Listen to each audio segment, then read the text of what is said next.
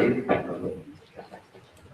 As you know, we here not a pleasant occasion to mark the sort of untimely passing of our friend and comrade. Who was visiting here. He was a visiting professor, was participating in a conference, and in rather tragic circumstances, he, along with two other friends and colleagues, met with an accident which took him away from us. Personally, of course, I met Sam in, I think it was 2004, at the time of the World Social Forum. What really struck me was that he was a person with the stature he had, the positions he had already held, and subsequently, of course, held many more. He displayed such humility and was completely charming in a disarming way. And it's only when we spoke to him and got to know him better, and of course spent many long evenings of conversations on issues on Africa, of course, on the land question, on Latin America. You realized how serious, how committed, how passionate he was.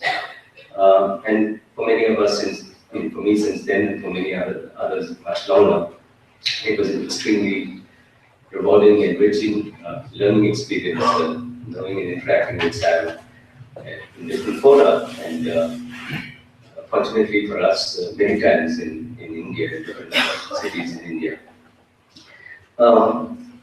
Besides the fact that he was an eminent scholar with exceptional intellect, the thing about Sam was his recognition of the fact of the centrality of the agrarian question, of the importance of land and the struggle for transformation and change in developing countries.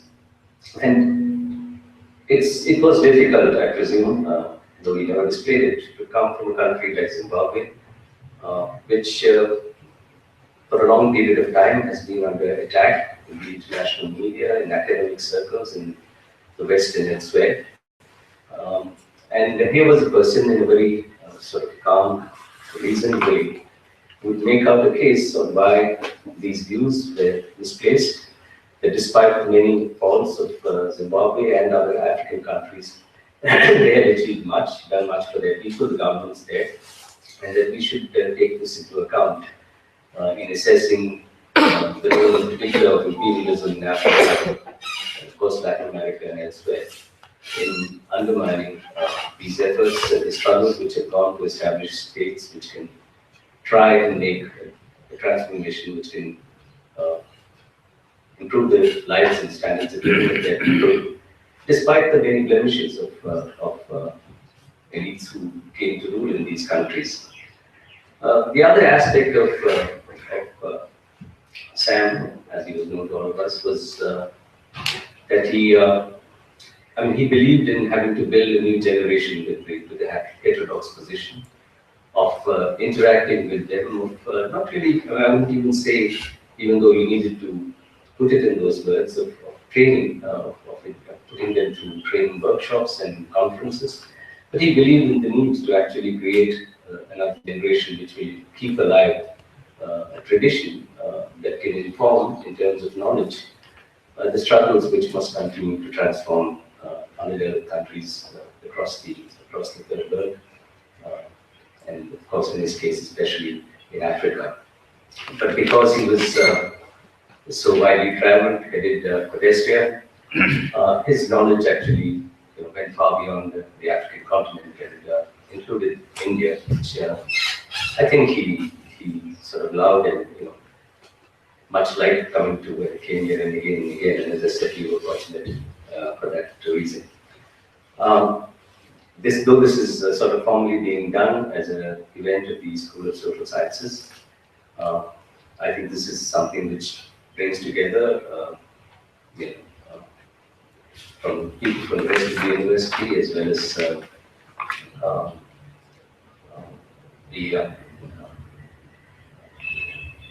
happy that members of his family, his brother and two daughters are here with us, and possibly say a few words. And we're also thankful to the editor who has they've been extremely helpful when the conference was being organized and subsequently after these tragic events occurred. And though she did not know Sam was willing to be here because she realizes the importance of sharing with us this moment of grief. I shall not say much more. We have a few sort of brief words from a set of colleagues. And after that, there will be a video or an interview with Sam. And then I will read out a resolution which we can adopt and also convey to his family and other friends across the world.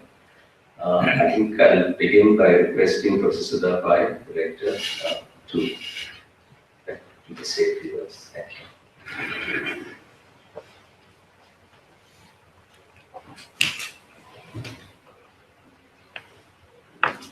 We are indeed here on a very sad and unfortunate occasion. And although I have personally never met Professor Sam Moyo, I have heard a great deal about him from the Dean and from other colleagues. And we truly regret what has happened. And on behalf of the university, on behalf of the School of Social Sciences and my own behalf, I extend my condolences to the bereaved family. The Vice Chancellor wanted to come, but I'm afraid he has an appointment somewhere in the government which he could not avoid. And he has asked me to convey his, his feelings to both the family as well as to all faculty members in SSS. This was a very important seminar that Professor Moyo had come for, and I have heard about it and about his work on the agrarian question, whether in Africa or elsewhere, and also his commitment to understanding the developing world of which India is also a part. This accident occurred when all the three professors were being taken to ICSSR. And I was discussing with both the registrar and the vice chancellor the need to make the roads around JNU more safe. There are 3 points which we have tried very hard to deal with, whether the traffic police is concerned, and now I think we should pursue it even more, much more with them. One is as soon as you come out of the main north gate, the turning that you take. It's extremely dangerous because of very fast traffic. But even more dangerous has become the east gate where the Vice Chancellor lives.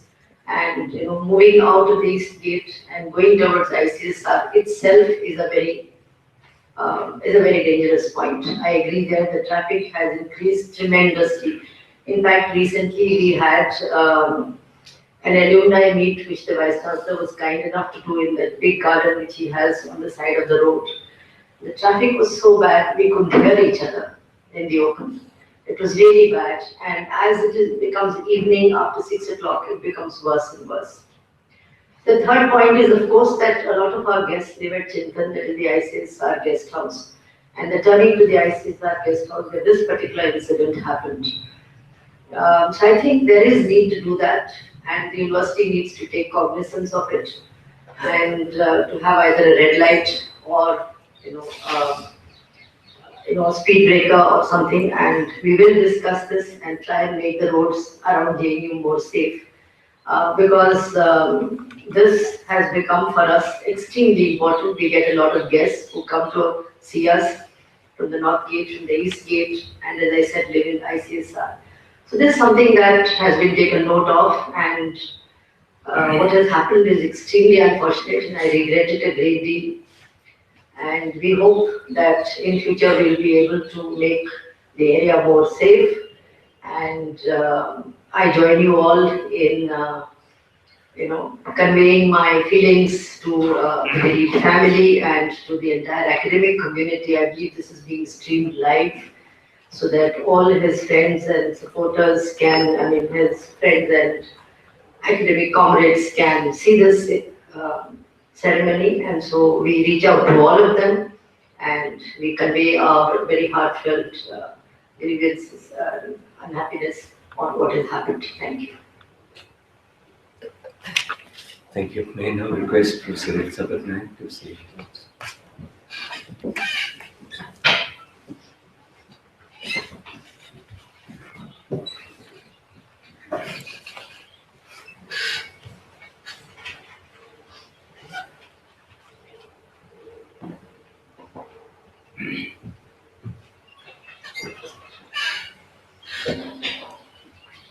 I think it's very, very difficult for us to come to terms with what happened on that fatal evening on the 20th. And in a sense, we should not come to terms with it. Professor Sam Moyo was a trenchant critic of neoliberal policies throughout his professional life. And it is ultimately, in a sense, the pursuit of those policies in this country, far away from his home, which took his life in such a senseless manner. Why should any vehicle have been speeding at 120 kilometers per hour? You know, it's this mindless pursuit of consumerism, the pushing of automobile sales by advertisement, by the banks giving loans. Every day, I think 3,000 cars are added to the population of cars in this country. Like Professor Chandrasekhar, I have known Sam since 2004, more than a decade ago. And of course, we struck an immediate bond because his area of research interest and lifelong work was also my area. That is agrarian studies, and he, of course, was a specialist on the land question in Africa and elsewhere. It is so difficult to find academic colleagues with whom one can be in complete agreement. But with Sam, I found that we were indeed in total agreement. Sam and I co-authored a book. It was a very short book, an e-book, a few years ago, 2011 to be precise, though the moving force behind the idea was Professor Isa Shifty, who holds the Julius Nyerere Chair at the University of Dar es Salaam in Tanzania. This book is available online. I just wanted to say that with Sam, there were several ways in which we gained, both Prabhat and I, from the long discussions we had with him. One was his deep insight into and knowledge of the agrarian question and the problems of land concentration and land reform in southern Africa in particular. And as Chandru has mentioned, when the entire international media was attacking Prime Minister Mugabe and the ongoing land reforms in Zimbabwe, discussions with Sam helped to put the whole thing in perspective for us as well, because we don't get any other sources of data. We too are subject to the misinformation which the electronic and the print media are throwing at us every day. Sam was one person I found who understood very clearly that the drivers behind the old colonialism and imperialism, which had subordinated Africa, those drivers were still in operation. They were not simply a question of the past. He understood very clearly that the export orientation to which African economies were subjected led to undermining of food security in these countries.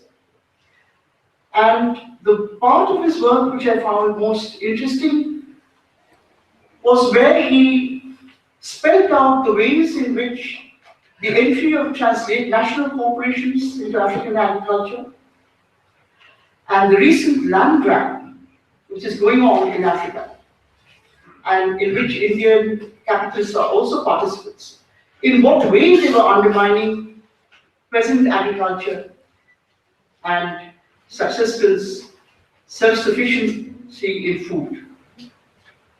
I don't want to take very long.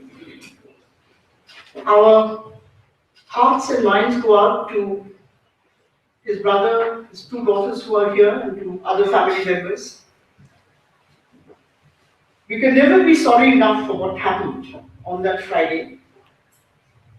We have lost a wonderful human being as well as a wonderful comrade and colleague. I would like to end by just reading out Sam's own words from the conclusion of what he wrote in the book we jointly authored. These are his words. Africa's failed agrarian transition primarily concerns the failure to produce adequate food for consumption by its urban and rural working peoples, and to provide raw materials for protected domestic and regional industries. This arises from its extroverted agricultural production and the unequal agricultural trade. The failed agrarian transition has emerged from long-term processes of primitive accumulation by dispossession and displacement, and the super-exploitation of labor through foregone consumption. Increasingly, this process is conveyed through the entry of various pliant emerging powers, such as South African capital in the Southern African region. Through these transnational agribusinesses dominate agriculture, that is land inputs and outputs, and food markets in the name of investment under neoliberal conditionalities. The protection, and this is important, because this is a point where I think many colleagues do not agree with us, but Sam understood this very clearly, and this is a point on which we proceeded in complete agreement. Sam never had any kind of technological fetishism. He didn't think that transnational companies were going to bring desirable technical change to Indian agriculture. And he was completely against GM foods and things like that. So this is the last paragraph of his contribution. The protection of the largely peasant food production systems and the consumption needs of working peoples can only be achieved through collective regional food sovereignty, and equitable regional development strategies, rather than alternative responses which reinforce the incorporation of the peasantry into volatile world markets and extend land alienation while increasing import dependence. Otherwise, namely, unless we follow this path of regional cooperation for food security and support of peasant agriculture, otherwise the scramble for Africa and primitive accumulation will persist through various forms of capitalist penetration. These include the increased supermarketization of African food distribution systems by retail and farm input monopolies, and the concessioning of land for the production of food, sugar, and agrofuels for export by transnational capital from the west, east, and the south.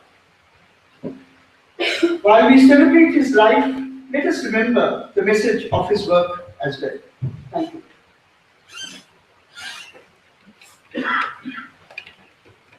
Now I request Praveen, close friend and the organizer of the conference which brought Sam here again.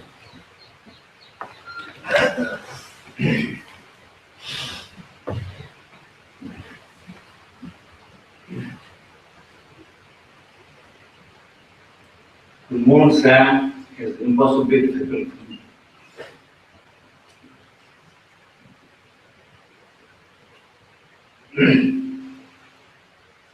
It seems like a most cruel and twisted nightmare. Nightmare is not even the right word, as nightmares end, but this will not. I'm sorry.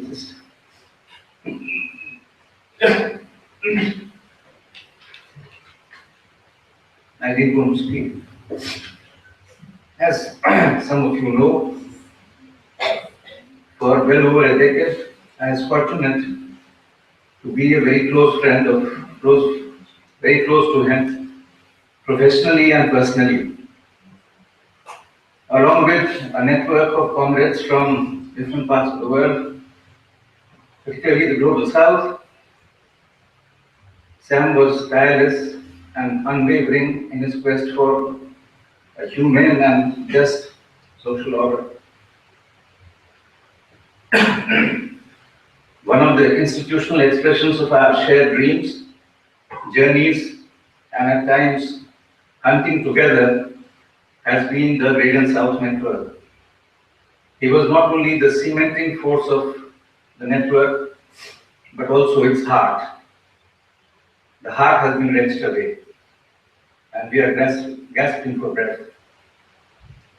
I can speak forever for the great scholar, activist, and everything else about Sam that have been shared in the massive outpouring of grief from all over the world. But I'm speechless at the loss of my brother Sam. Let me hide behind a few words from an Evla poem which have been haunting me since the early horrible hours of 22nd November. This poem is so many different lengths of time. I'll just read a few words from that. So, how many long is a man live finally? And how much does he live while he lives? We fret and ask so many questions. Then, when it comes to us, the answer is so simple. A man lives for as long as we carry him inside us, for as long as we carry the harvest of his dreams, for as long as we ourselves live, holding memories in common. A man lives. His lover will carry his man's scent, his touch. His children will carry the weight of his love. One friend will carry his arguments. Another will hum his favorite tunes. Another will still share his terrors. Sort of things that Professor Patnaik was referring to, which is haunting many of us at the current juncture, in terms of many of the philosophers. Finally, a day comes when he will have ceased to be separated by death. How long does a man live after all? A man lives so many different lengths of time. I only wish the longest possible spell for Brother Sam. Through his hugs, touches, arguments, inspiration, and his inexorable quest for a progressive social order that many of us experienced in our interactions with him. We will never give up on you, dear brother. If the metaphor of God's own good man is an opposite one, it certainly holds for Sam. Thank you. I'm sorry.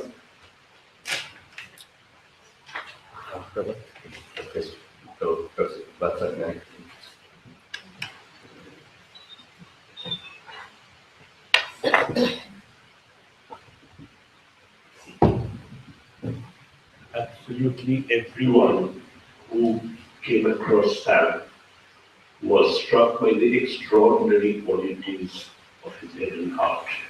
He had an incisive intellect, of which we had an example just the other day when we spoke at the seminar, and was a person of enormous warmth, generosity, and charm. A PhD student of our center, who had submitted his thesis and is awaiting the examiner's reports, happened to meet him over coffee on the first day of the seminar. He never met Sam before. Started talking, and in the course of that, Sam offers to read one of the chapters of his thesis and said that let's meet on Monday for discussing. Alas, that Monday did not come. But how many academics are there who, when they go to another country for a brief visit or a seminar, actually offer to take time off to read the PhD thesis chapter of one of the local candidates. This was the kind of generosity that Sam had. But quite apart from the generosity that he had, the intellect he had, Sam had one remarkable quality which in my view is very rare, and that is that he was an authentic voice of the third world, by which I mean that he spoke the truth as he saw it about the third world without either being hegemonized by metropolitan ideas and concepts or even seeking to have any recognition in the metropolitan centers. Now, this is something which is very rare. There are many intellectuals from the third world, but you cannot come across many who would be free either of the hegemony of the metropolis or even a lack of desire for recognition in some of the centers of the metropolis. Now, this desire to speak the truth about the third world requires, therefore, an enormous amount of courage.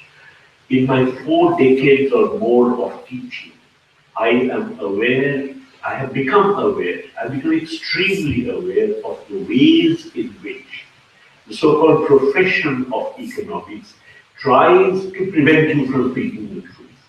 There are innumerable different ways in which this is carried out. To withstand all that is a remarkable achievement and is extremely rare. It requires not only courage to see reality for what it is, but it also requires a set of concepts that you have to innovate. And Sam not only was aware, spoke with the voice in the third world, but in the process of doing so, he also innovated on a whole set of Marxist concepts. When Marx was talking about many concepts, he was really discussing capitalist countries. Britain was the country that he was talking about. What Sam did was actually to look at the world as the unit over which he applied Marxist categories like relative accumulation of capital, relative surplus population, which was a term which was used in the note behind the seminar that occurred last week.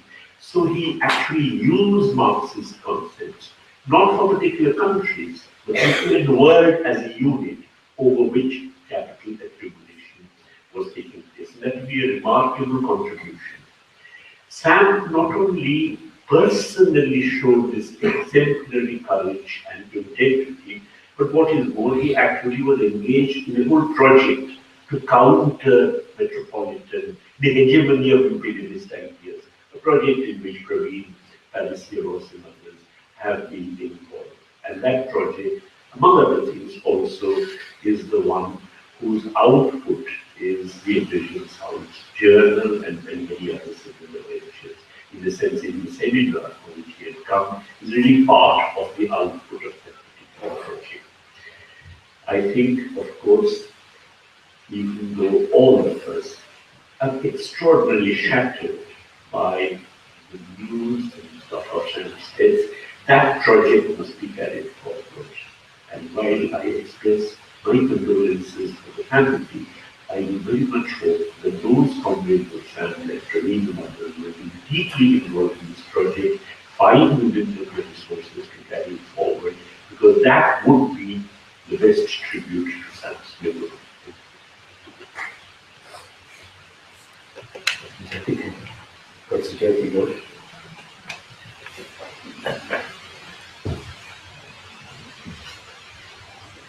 I think it's very clear to all of us really how much we have lost in this tragic accident. And much has already been said about Sam's, not just his contributions, but in a sense, his significance as a catalyst for positive change in Africa, but also across the world. I first, like when you have this here, I first met Sam in 2004, but I was actually introduced to him indirectly by Condolence in 2002, when he said that he's one of the sharpest intellects in Africa. And over the years, we got to realize this, how extraordinarily sharp his intellect was. But in a sense, you see, Sam always bore his learning lightly. It was never a sort of an oppressive indication of how absolutely smart and analytically brilliant he was, but it always came out in the course of very different kinds of conversation. I just want to focus on a few of Sam's personal qualities, which I think endeared him to so many people in so many different ways. One extraordinary ability he had was his ability to connect with people almost immediately. I think there are people in this room who may have met him for the first time in the last 2 days who have felt a connection with him and who have felt that they knew him quite well because he had that extraordinary capacity to not just communicate but to connect with people, especially with the young and with people of very different generations. The second extraordinary thing about Sam, which made him so very, very special, was not just the fact of connection, but that he was always so engaged. He was deeply engaged, of course, with the political and economic events in Zimbabwe, in the whole of South Africa, in the whole of Sub-Saharan Africa, but in the whole of the third world. He was also deeply connected with change in many other countries, and he knew about it, he felt for it, he was involved in it, he followed what was going on, he kept track of those events, he cared about it. And I think the fact that he cared about it, that commitment, somehow transmitted itself to the others whom he was talking to. So he was truly a person of the global south. I think Rosa has talked about how he used the world as his analytical category, and that also reflected in the way in which he engaged with people across the world. It was really something he was deeply involved and integrated in. The generosity that he had, I think, has already been mentioned, but it was a generosity that reflected itself in many, many different ways. In terms of how he would ask about things that happened in people's personal lives, in a way that showed that he cared and he was involved. And finally, I think we are celebrating Sam. We cannot. I think he mentioned, and he lives in all of us. It's because we are celebrating him also because he had this remarkable capacity to celebrate life.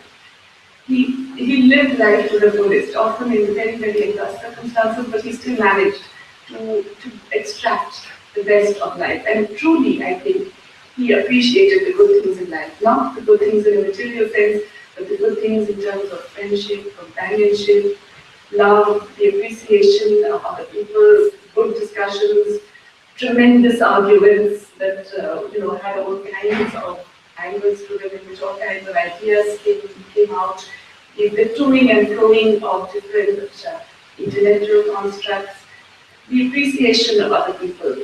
I think Sam's ability to appreciate other people is what ultimately gave him also that remarkable capacity to bring people together. I have seen him in Condolence General Assemblies where big fights were going on, huge ideological fights were going on. And he was able to not bring together, because sometimes these ideological arguments cannot talk together, but he was able to create peace because of the fact that he commanded not just respect, but love. And I think it's that tremendous human quality in Sam that I want to celebrate today, and that I hope all of us have absorbed a little bit of. So along with his massive intellectual contribution, with his political struggle, which all of us be part of, I also want to celebrate that tremendous human capacity in Sam, which I really hope we can all learn from.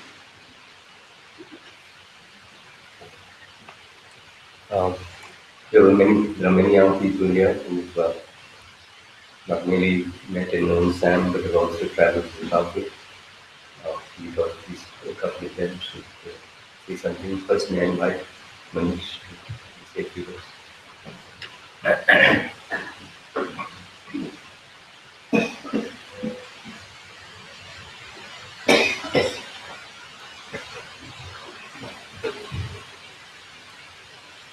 Professor Sam Moyo, a great contributor to the subject. Because of my limited and written knowledge, I don't have that much capacity to talk about his academic contribution. As a student, I can only say that apart from a renowned academician, He made an impression on us with his kindness, charm, and youthful generosity. For many of us, Professor Moyo was mentor, guardian, and our dear comrade.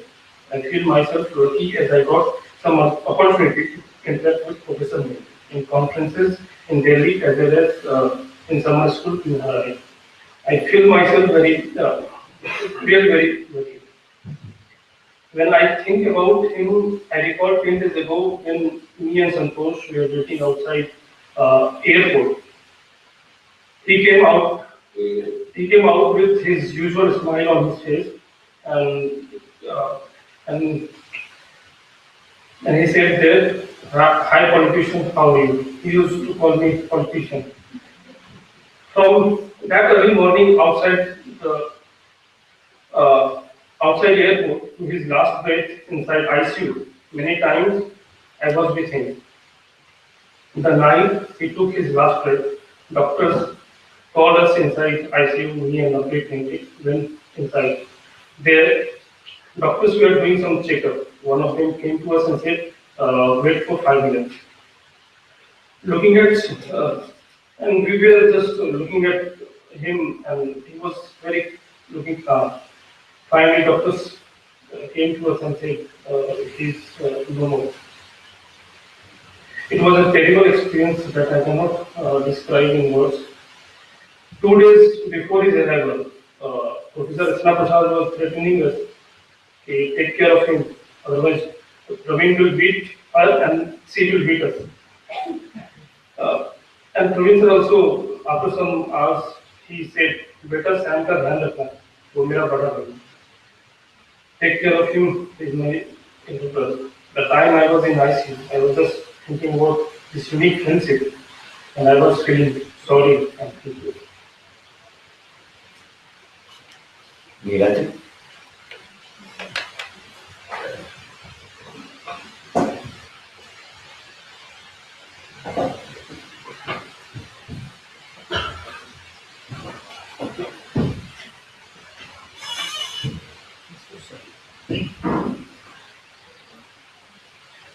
I have a very limited stint with Sam, almost 5 years back when Dr. Jha introduced me when he was there in ICS, in one of the meetings at ICS, one of the question. Since then, I used to visit Harare to attend annual Saraswati program.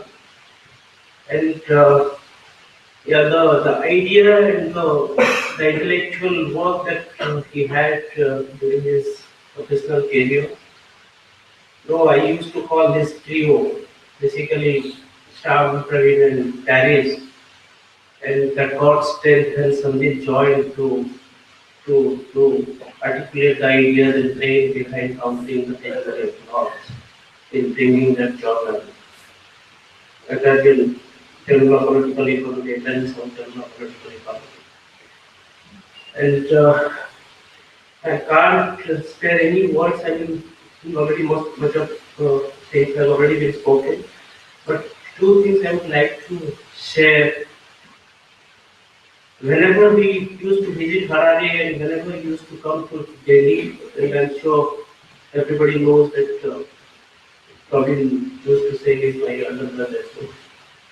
So I can't, I mean, I don't want to listen anything that with any sort of, I mean, courtesy, and service history that to be connected with.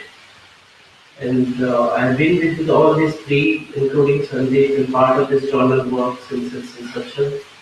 And I can vouch for this and the idea and the brain behind bringing the views of the South and countering the hegemony of Northern views and identification. Once I was told that I mean, one of the comrades there in South Africa, Mr. Pat Hendricks, he used to, I mean, tell us, you junior guys who don't know how treasure he has. He offered, I mean, he was the man behind, I mean, all of you know that he was the brain behind bringing the land reform, fast track land reform in Zimbabwe. And that actually gave possibility for most of the African countries that there is still a hope in addressing larger economic question through land question. That was in early 2000s. And subsequently, when government of Zimbabwe offered some land to Professor Moyo, and so, I mean, he retaliated and said, see, I don't want farmland, I'm an intellectual, I would continue my struggle in bringing all those reforms. In the second instance, you can imagine his stature and his selflessness, particularly when government of Zimbabwe offered a ministerial position, he denied and said, see, I am not a politician, I am an academic. So these two things you can imagine that the friend used to tell us when we were there in Harare. And his contribution, I read two things apart from the publication that this Theo wrote and the editorial wrote for that journal. Another contribution with the journal, basically classical agrarian question, the myth and reality. You haven't actually read, please. I mean, this is what exactly the ideas articulated in the writings. And the earlier publication of Sham with Paris on reclaiming the nation and reclaiming the land, these two books actually opened up my way, I mean my path, because I was never been to the dairy fraternity earlier in 2009, so I didn't have much of the ideas and analytical things. I read these two books of Sham and subsequently the contribution in this journal. I'm sure that Professor Patnaik said that this would be a great tribute if you can continue with this journal work further. In my deep condolence to the family, and this time I was not certain because this time they've already, I mean, said all these things that January 18th, 22 they will have this summer school program. And people were asking me whether you will join with us this year or not, and I was uncertain that day. Again, I'm really sorry. Thank you. We now have Sandeep Chatra, matrimony, who is part of the group that was just mentioned. You will also read out a few messages which have come from elsewhere to celebrate Santa. I'm lost for words myself. But I must to say that I came to you. Sam Moyo, dear friend, brother, comrade to several past years. Without those to read out, there have been several thousand messages coming from Sam, celebrating Sam, talking about Sam, remembering which we only for us. We will read this moment. My time to read a few excerpts from you. And the first one I want to read is from the South Feminist Documentaries. This is sent by Nancy. This one is sent by Nancy Kitchener from the South Feminist Documentaries. The South Feminist Documentaries joins the donating land and daily lives activists all over the world, as well as the political and social science academic circles in Africa and in the global South, in mourning the tragic passing away of the Zimbabwean hero, Zimbabwean academic Professor Sam Moyo.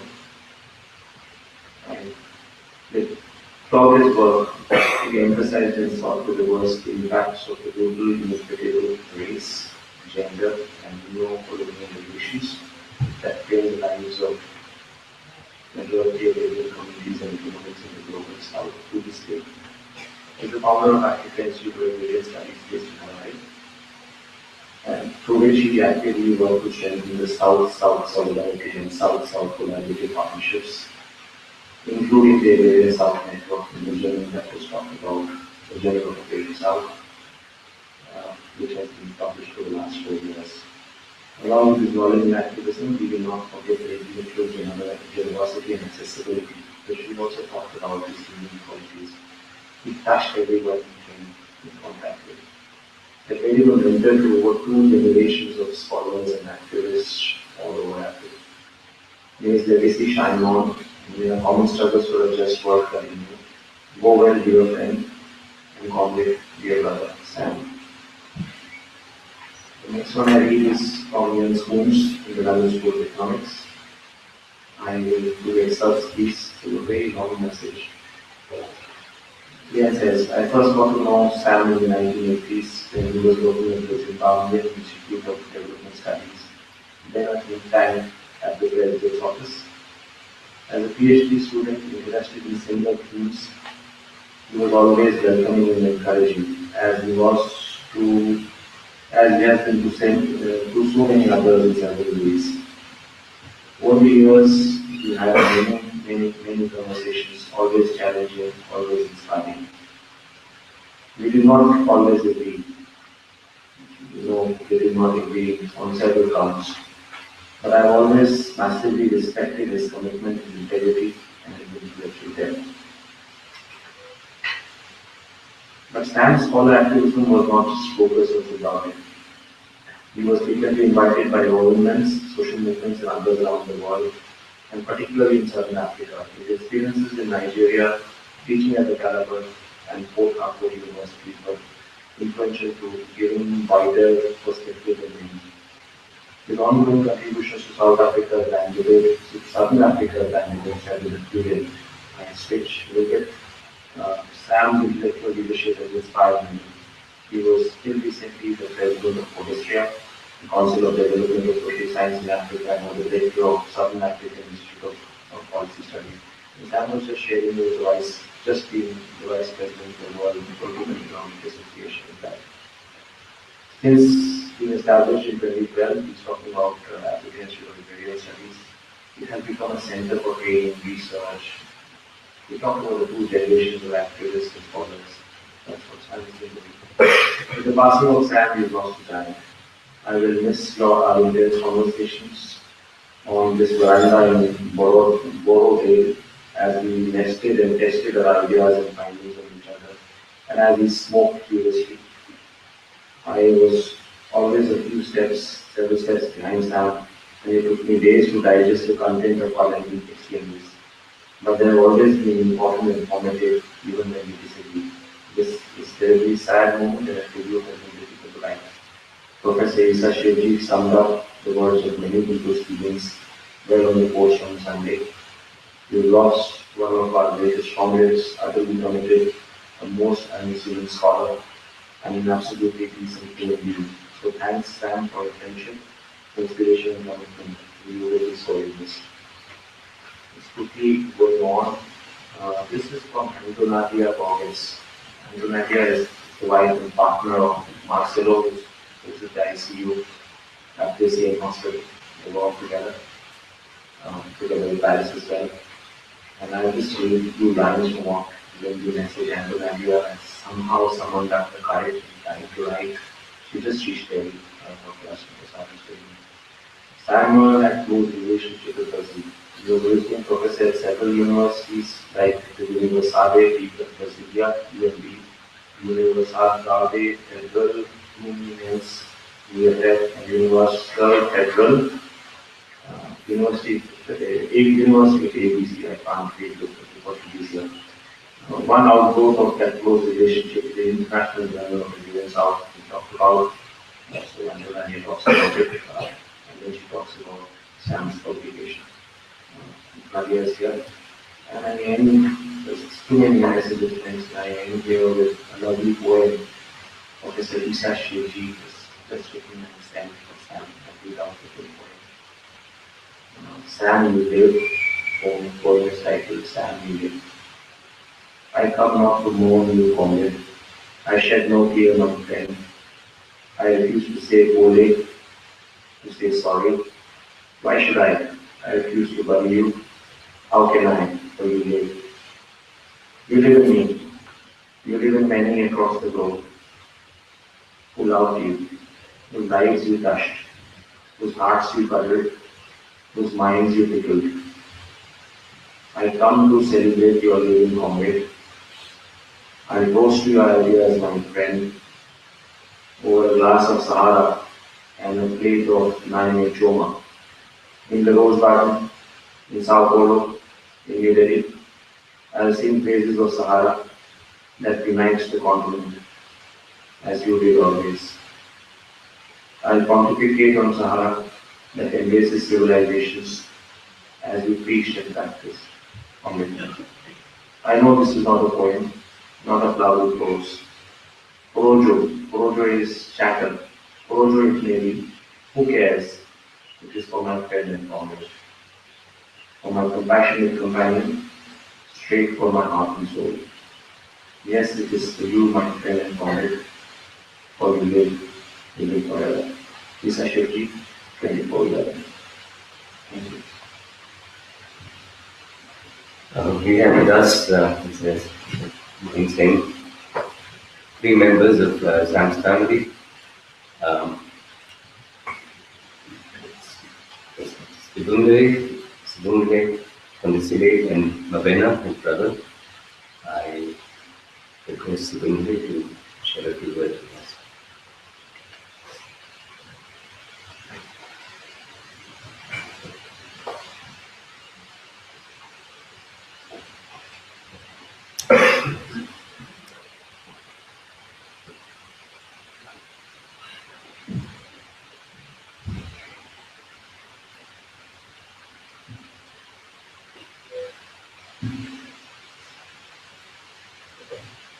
Being here in Delhi the last few days, we have managed to get a brief glimpse of the depth of the intellectual bond and camaraderie that our father had with India and with all of you. We understand better why he was always trekking to India. We understand why our home was always filled with you, his colleagues from India, many of whom we've met in Zimbabwe, who we hosted in our home. Though at the time it always felt like we always had to be cooking and entertaining. But that was my father.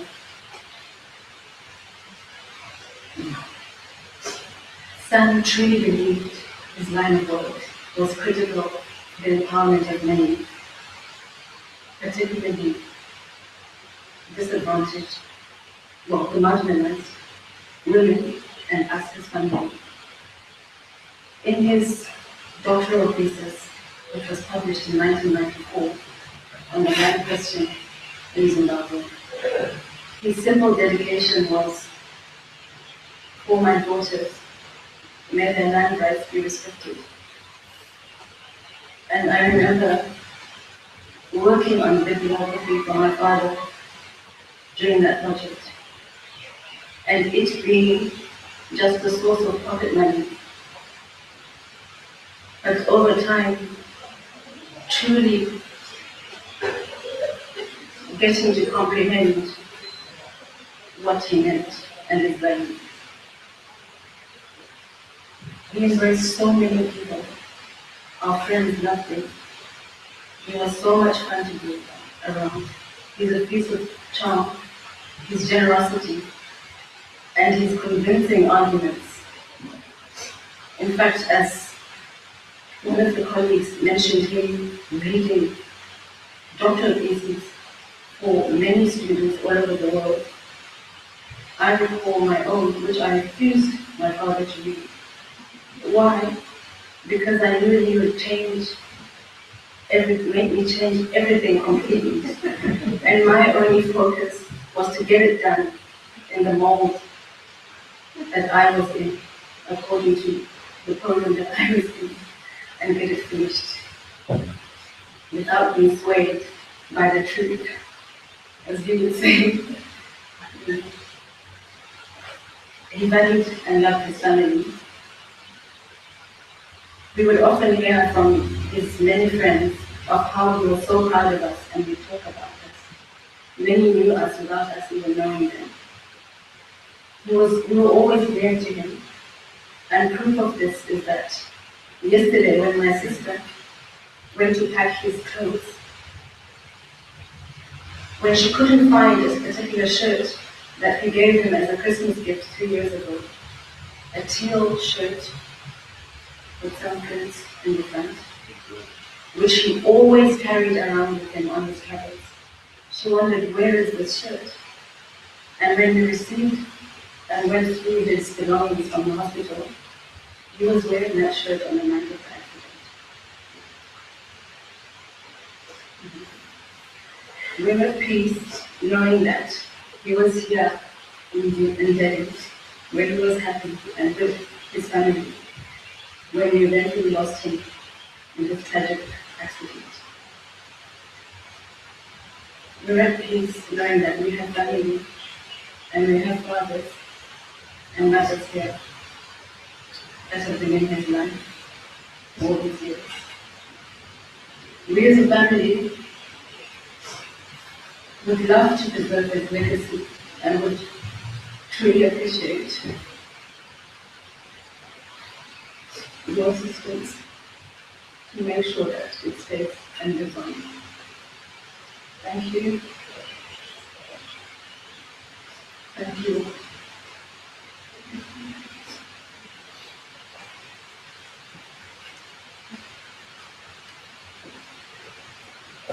We now have an interview with Sam, and after that, as Sam would say, let's go out and have a cup of tea together.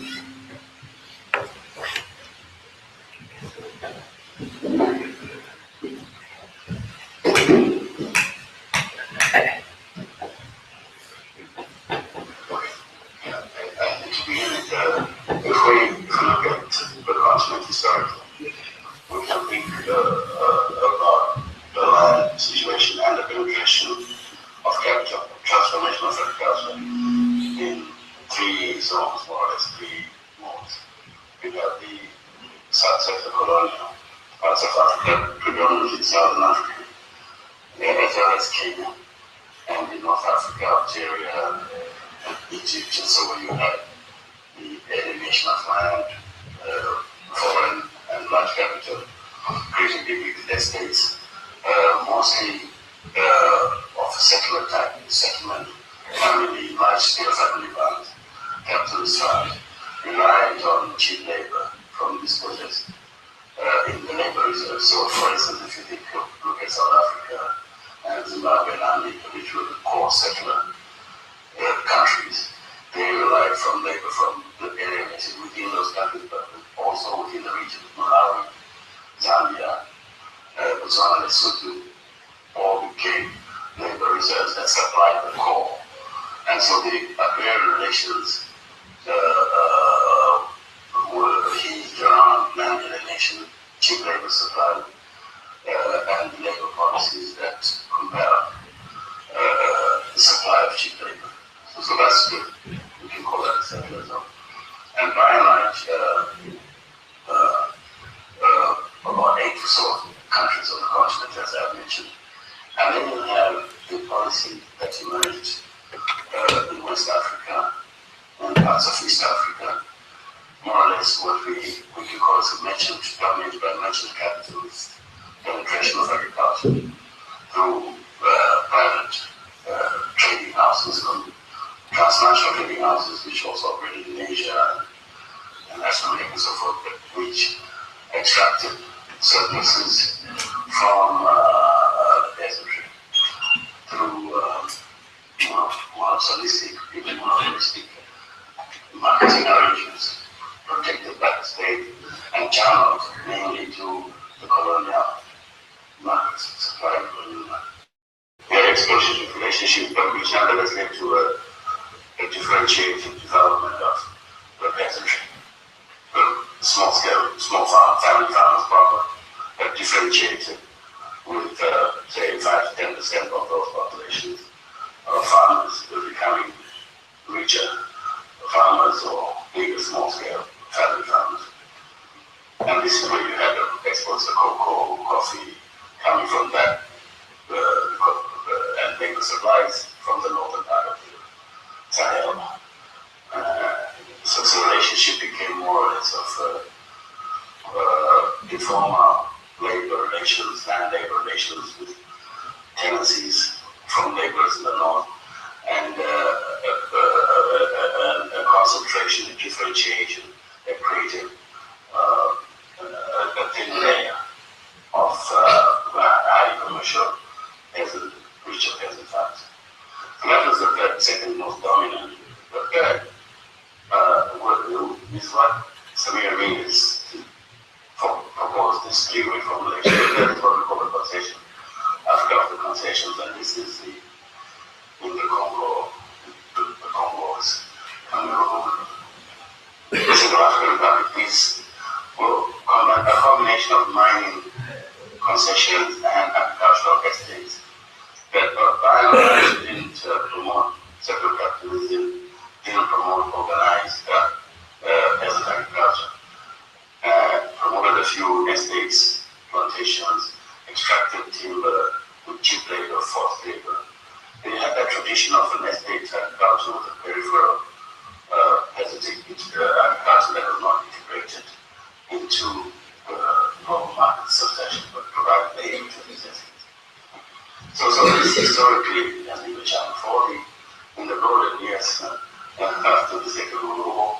Well, after the 60s, the growth path that we talk about for until 75, there was an attempt by most of the independent states to promote transformation of agriculture, including through creating some selective capitalist state farms, private farms on a small scale, while modernizing the peasantry. In all these countries, including in countries like Zimbabwe after independence, we try to include the peasantry, promote this development. But basically, with the limited subsidies, we did see a certain growth for at least 15 or so years after independence. Following this period in the 80s, as you know, there was stagnation and a declining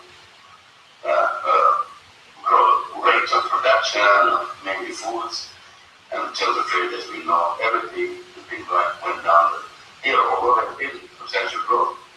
Part of it is determined by demographic growth of the small farmers, family farms, expanding rates of extensive production. So you have this very extensive family farming with low yields and so forth. Growth in absolute terms, but relatively not sufficient supplies of food, and yields very low and so forth, and incomes also low. So you have that in that situation. We have what we see today in the last 10, 15 years, following a few years of liberalization in the liberal era in the late 90s. Many of the African countries began to liberalize their land policies, plantation policies, and more or less on the assumption that creating some kind of market conditions for easy leasing of land to investors would promote growth. And also, again, encouraging export, the new so-called new exports now. So we did see that during the 90s, there was this very limited wave of expansion of indigenous capitalist farming on a very small scale. Its significance was quite limited, although it did play a role in the exports, pineapples, and so forth in West Africa, the food supplies, and with the peasant also increasing supplying basic foods, starch, maize, cassava, and all these things, but without a qualitative growth in output of food. And so going through the 90s, we more or less had a situation where there was a small encroachment into the customary lands, very small scale. In Africa of the peasant economies, Africa of the concessions, where you begin to get a peasantry emerging post-independence, and an attempt to create a middle farmer, capitalist farming from indigenous on a very small scale. Now things have appeared to be changing dramatically over the last 10 or so years, since 2001 to as the food crisis, the energy crisis begin to emerge. You have a new external demand for concessioning land on the horizon. And this is very significant in the sense that what we are seeing is a convergence of these different modes. The creation of new plantations and estates, which are basically integrated into our market. So, for biofuel or exports, new exports, commodities. And you have an indigenous capitalist farming slowly emerging, but still not as extensively established as settler capitalism in South Africa. And you do have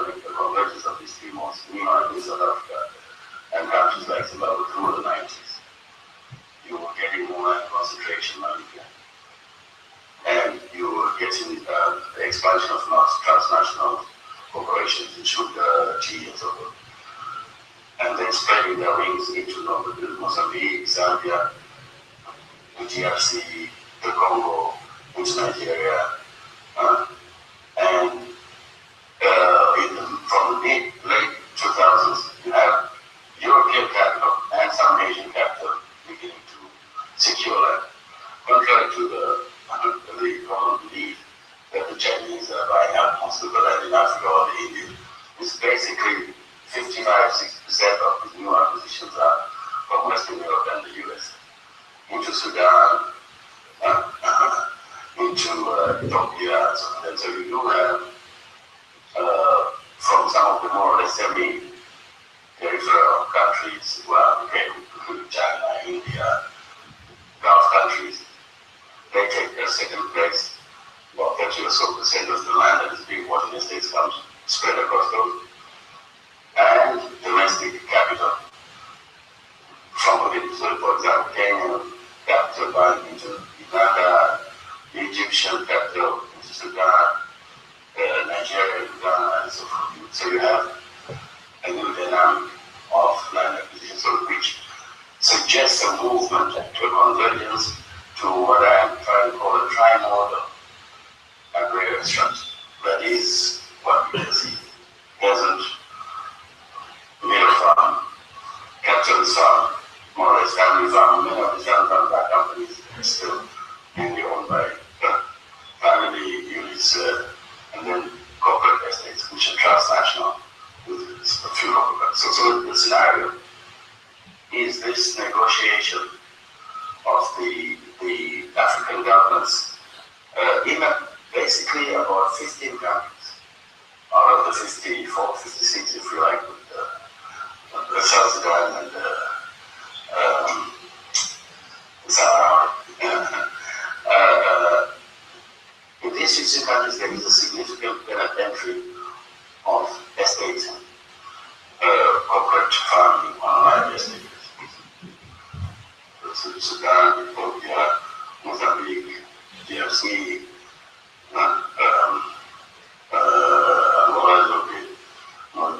Mozambique, Tanzania, Zambia, and about 8 or so, I think you've got a little bit happens happening in Nigeria and Mali, which is Senegal. There are about 10 to 15 countries we have together.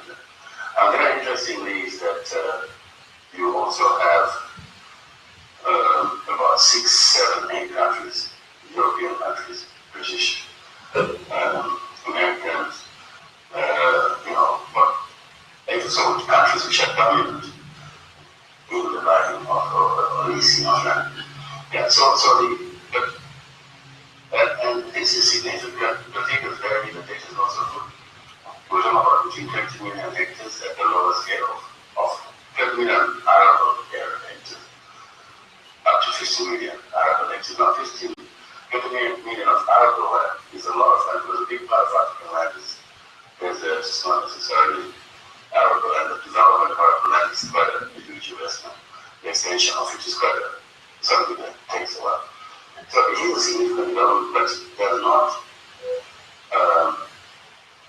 wipe out or displace the peasantry. We'll come back to this. I just want to read out the resolution which was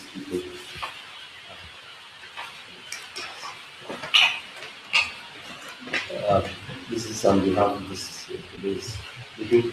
We need to celebrate the life and mourn the untimely and tragic death of Professor Sam Moyo, eminent scholar and executive director of the African Institute of Agrarian Studies, Harare, Zimbabwe.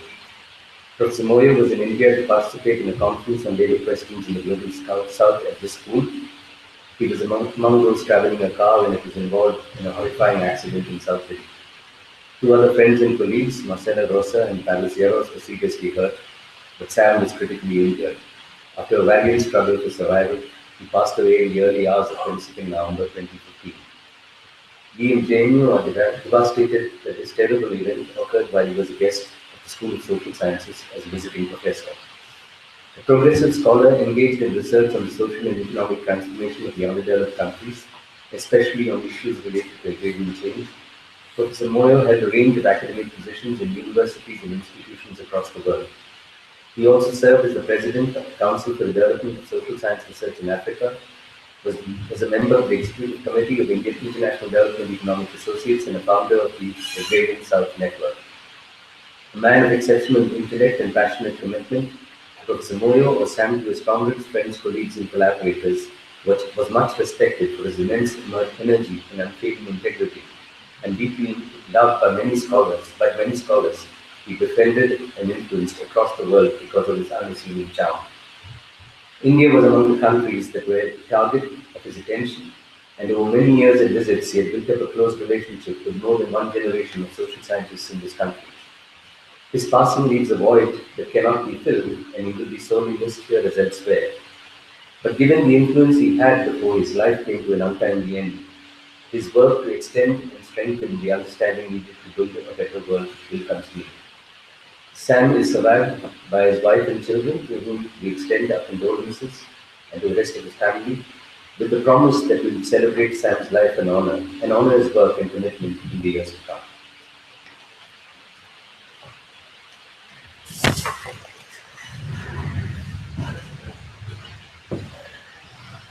He selectively displaces contesting lines which higher potential lines and certain zones which have greater water resources.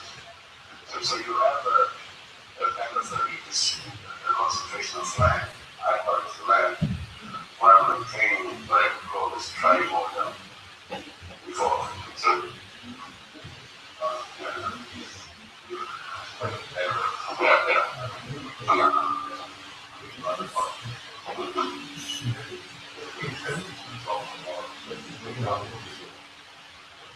Main thing he said is more or less over now. It's just a few minutes of conversation between the two. So yeah, I'm writing out.